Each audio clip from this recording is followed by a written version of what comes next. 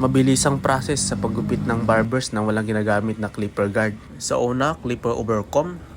Bali, sukat muna tayo ng dalawang daliri dito sa gilid. So gawa lang muna tayo ng guidelines dito mga kabarbers, papunta dito sa may likod. So pagkatapos natin gumawa ng guideline mga kabarbers, is liver open kaagad. Napakaganda ng technique na to mga kabarbers, lalo na pag mabilisan. Kasi wala na tayong ginagamit na guard.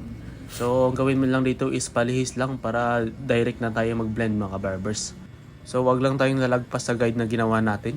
Gawin na natin ito para pantay, dalawang daliri dito, dalawang daliri din sa kabila. Yung sukat sa magkabilaan. Pagkatapos is liver close, tanggalin natin sa pinakababa. So gawin natin dito is palihis pa rin mga kabarbers, no. So tansahin lang din natin na wag matamaan yung liver open na dinaanan ng ating clipper. Napaka-effective ito mga kabarbers, lalo sa gupit na barbers. So madali mo lang matatapos ang gupit dito